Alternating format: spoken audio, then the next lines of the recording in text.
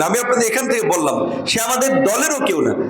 আমরা রাস্তা দিয়ে আসার পথে শত শত মানুষ আমাদের দেখে হাত মিলায় ছবি তোলে, ঠিক মিনিস্ট্রিতে গেলেও কোনো একটা পাবলিক প্রোগ্রামে গেলেও অনেক মানুষ হাত মিলায় ছবি তোলে। মানুষ হিসেবে আমরা তো মানুষ নিয়েই রাজনীতি করি, জনগণের জন্য রাজনীতি করি। কাজে মানুষের সাথে যদি না মিশতে পারি, মানুষ যদি আমাদের কাছে না আসতে পারে, তাহলে আমরা কাদেরকে নিয়ে রাজনীতি করব?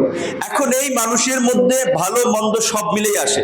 সুতরাং আমার সাথে কারোর ছবি থাকলেই ঘনিষ্ঠতা, এইটা মানে আসলে কারো বিবেচনা করার দরকার নেই। আপনাদেরকে আমি বলছি, আমার এখানে পিআইইউ কিংবা সার্কেল এসপি, পুলিশ অফিসার, অন্যান্য যারা আছেন, মৎস্য অফিসার, সমাজসেবা, অন্যান্য, আমার সাথে একজন ছবি থাকাই মানে আমার ঘনিষ্ঠ লোক না।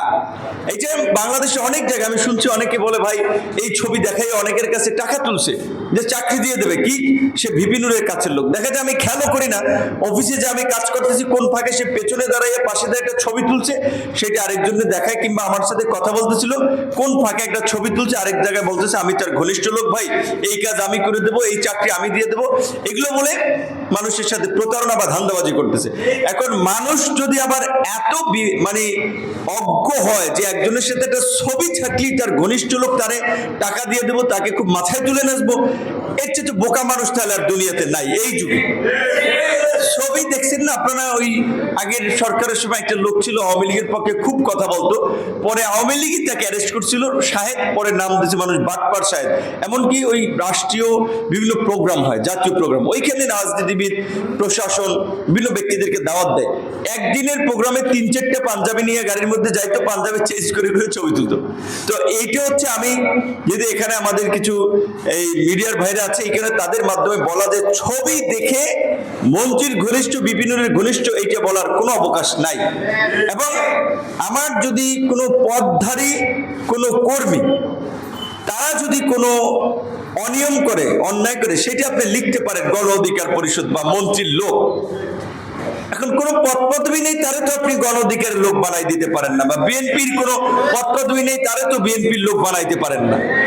তো এইটা আমি আমাদের যারা একটু লেখালেখি করে, নিউজ করে, এটা একটু খেয়াল রাখার জন্য বলবো। তো এই ক্ষেত্রে আমি মানে বিনয়ের সাথে সতর্ক করে বলবো যে, আমি বলছি যে প্রতিহিংসা রাজনীতি আমরা করি না, আমরা একটা সাম্য, সম্প্রীতি, ঐক্যের রাজনীতি করতে চাই।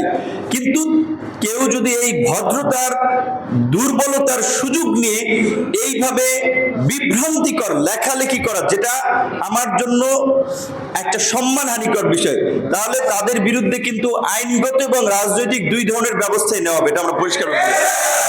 আমরা জাতীয় পর্যায়ে রাজনীতি করি, আপনারা জানেন যে আমি ডাকসুর ভিপি ছিলাম, এই ফেসিবাদ বিরোধী আন্দোলন সংগ্রামে নেতৃত্ব দিয়েছি, বিএনপির সাথে একসাথে আন্দোলন সংগ্রাম করে আমরা আন্দোলন থেকে একসাথে নির্বাচন করেছি, সরকারে আছি।